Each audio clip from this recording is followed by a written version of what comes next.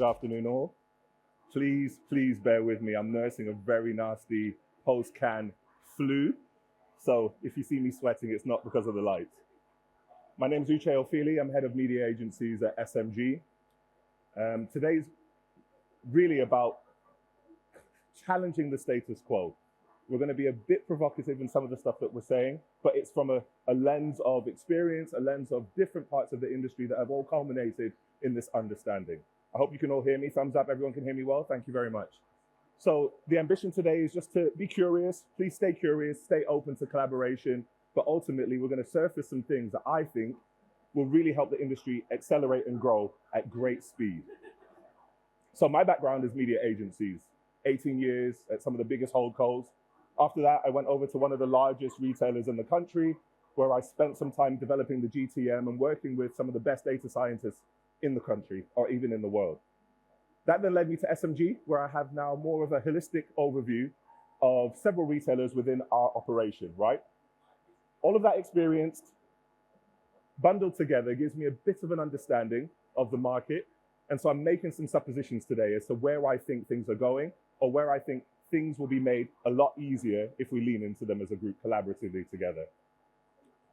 So every single retail media slide looks like this. It's going that way, right? There is no decline. It's super hyper growth, and everyone's in the right place at the right time, and it makes sense. However, let's look at the numbers. Commerce media will represent 20% of global ad spend by 2027. That equates to $220 billion worth of ad spend. To put that into perspective, that's larger than the GDP of Qatar, of Hungary, of Greece. We're dealing with huge numbers here, and because of that, there's huge opportunity. But to me, what that signals is that it's not just trend anymore, right? We're looking at the redefinition of the media landscape. Everyone's leaning in, lots of retailers joining the game, and that means that it's quite a cluttered environment. By our last count, there are 250 retail media networks globally. It's insane. And navigating that from an agency lens, from a retailer lens, from a brand lens is really challenging. However, sitting in these rooms, in the boardrooms, and speaking to the heads of these retailers, it's really interesting to see how quickly they're facing into some of these challenges and the investment level that they're putting into it as well. It's astonishing. So building out screen networks and putting up the CapEx for that, first-party data propositions, etc. That's not the usual way, right? Usually kind of oil tankerish, not so much speedboat. But we're seeing people face into this, but that comes with huge challenges. But we're seeing it from retailers, from department stores, all the way through to QCOM and digital marketplaces. And like your gangly little brother, there are growing pains associated with rapid growth, right? And what does that look like? To quote the illustrious Biggie Smalls, more money, more problems, right? I know you know what I'm talking about. So more doors, more problems. More walled gardens, more challenges. But I have a bit more of an optimistic view. Rather than thinking about, okay, that's a closed door, let's open up some of the doors and lean into collaboration. This is where I think we'll see the best growth and the most opportunity. Each retail media network comes to the market with a very different proposition. How to deal with them from a social perspective, how to deal with them from CTV, looking at how you use their managed service, it's really challenging. What we need to do is kind of simplify things to make it easier for agencies and brands who want to get involved in retail media.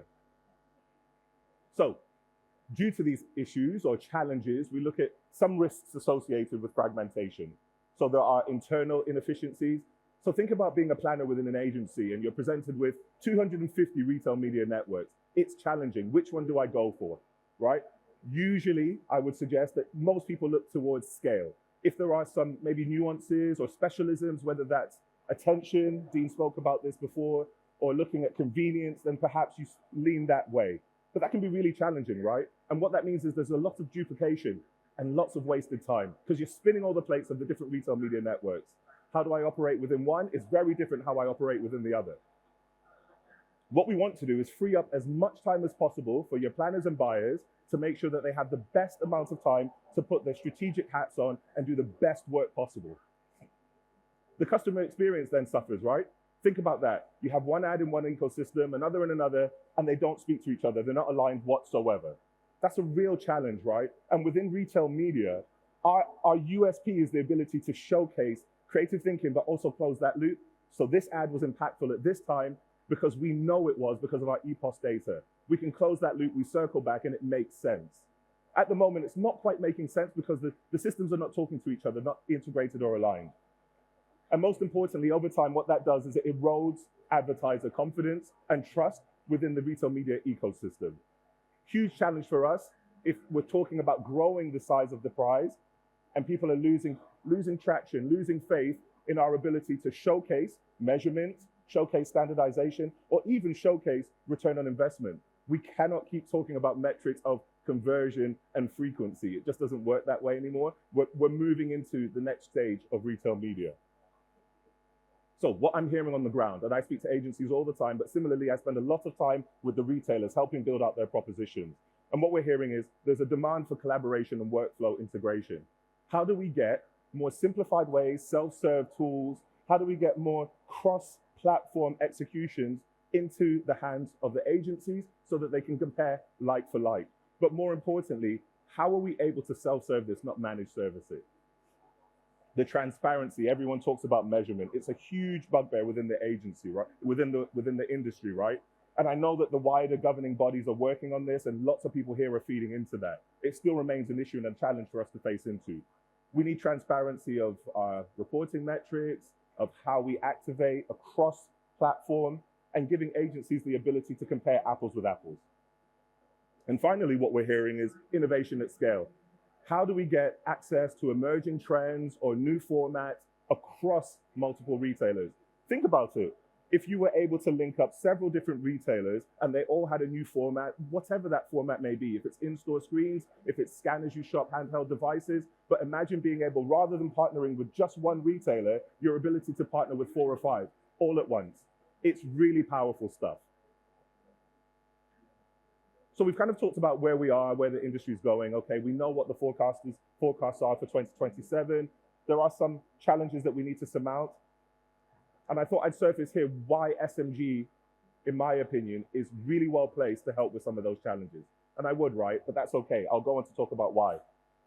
17 years ago, Matt and Joe founded SMG, 2 ex-Dunhumbians with great data science understanding. And here we are today. So we have experience. We've been doing this for 17 years. Retail media isn't new to SMG. It's something that we continue to push the boundaries on. We've built many things in the process, and I'll go on to talk about that. There are 3 component parts to SMG. The first are retailers, our partners, right? And SMG operates and supports 7 retailers across the UK and across North America. In North America, we have WH Smith. You would have seen that in industry press. That's more around a travel audience within the airports. The Very Media Group, in my opinion, which is pretty much a financial institution based on how you pay using the Very payment system. Morrison's as the big sluggers in terms of that big retail media presence and that big retailer grocer presence within the UK. Co-op, Dean just spoke about this in terms of convenience, attention metrics, etc. And then obviously we have Boots and Deliveroo, who, in my opinion, Boots is a really sophisticated, advanced media owner and retail media network that was led by Ollie, who now joins us as well. And Deliveroo, led by my friend David Moore, who have recently come to the fore and are leading the space in the QCOM category. I love a big stat. I'm a big stat guy. 40% of UK retail media networks are operated by SMG. I think a lot of people wouldn't know that. No? And this is a stat that we need to shout about more regularly. I think I have some people heckling in the crowd at the moment. But we operate 40% of the retail media networks in the UK. It's a huge stat, right? But what that gives us, it gives us credence in market. It gives us the opportunity to have understanding and learning in market. But more importantly, it gives us big buying power and scale. The second component part is capture. That's our buy side, right? That's the agency that buys on behalf of 1,000 brands at once.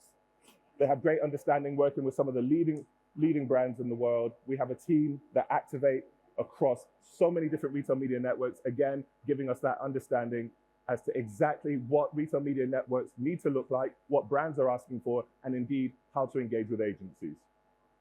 All of this is underpinned by our proprietary purpose-built technology, which is PlanApps, our self-serve tool that helps activate all of this across both of those different strands of the business. So how does PlanApp empower brands? It's unified planning, all in one place, self-service tool, centralized reporting. We have the ability to pull off reports across different retail media networks and understand exactly how effective your brand campaign was. And there are real-time adjustments. You log into the system and you have the ability to optimize and upweight in real time. For me, the question really is, how do we make things a bit easier for agencies and brands as we move forward? And I think the combination of speaking to agencies, speaking to brands, speaking to retailers, some of the tools and the toolkit that we have within our arsenal will lend itself really nicely to what needs to happen as we open the door to retail media. In my opinion, there should be one front door for retail media. This is a supposition, this is my way of thinking, but I think it's one that if we lean into, we'll see more collaboration, we'll see better campaigns, and we'll see more effective tracking and activation, and better strategic thinking as well. And that's layered by these three different buckets. So consistent reporting, your ability to report in one place, under one roof, with an understanding of exactly how that reports across multiple retail media networks. Streamlined activation, think about it, to my example before, your ability to showcase creative executions across several different retailers at once is super powerful. At the moment, what we're finding is isolated campaigns across different retail media networks, usually based on size. But if you were to think about the long tail or the secondary kind of retail media network, how do they get a space to play? And everyone has a right to play, right? Because we all bring different things to the table. And then the unified measurement, our ability to understand how that campaign has actually worked and reporting back on metrics that are a little bit more akin to brand metrics. Are we talking about brand campaigns, conversion campaigns, or are we taking it to frequency, conversion, but the ability to understand that full funnel reporting. And again, underpinned by multiple retailers. Just to reiterate, the thinking is about provocation, right? Thinking about how can we do things differently. At the moment, what I see is that walled garden doesn't seem to work for agencies, and that's the feedback that we're getting on ground, right? It works for some of the larger players, but again, you want to diversify your thinking. It doesn't want to be the same thing over and over again. We as an industry have been through a duopoly already. It doesn't want to get to another point where there's just 2 or 3 players that are playing in this marketplace. There's a lot of room for everybody else to grow. So why SMG? We have the expertise, as I said. We've been doing this for many, many years, coming up to 20 years. We're retail media network agnostic. We put the customer first. It's about the journey. It's a win-win-win model, and I'm sure all of you have heard that before. We've got the technology. We have the kit involved to help us accelerate some of this thinking. And the credibility, right? We have proven leaders in the market. We've had people from P&G that have come over, from Boots, from Deliveroo, and everyone's pulling in the same direction in terms of collaboration, consistency, but also doing it in a courageous manner. And we talk about innovation. We are at the forefront of innovation. We are building out things as we speak that are going to help the industry to move forward in a retail media capacity. I'd like to just take a pause there and ask you to lean into what I said at the beginning, at the top of this slot. And it's about being courageous. At the moment, there is a little bit of a few challenges for us as an industry in terms of surmounting the scale conversation or the conversion conversation. Where I see this going is a single front door from an agency perspective, and I've been an agency planner and buyer, means that I don't have to go and train everyone on 15, 20 different retail media self-serve platforms. There's one front door that everyone goes to, and all retailers are hidden behind that door. And you can activate, select if you want to, and deselect as you wish. But ultimately, it gives everyone a right to play in this space. I'd like to say, just watch this space.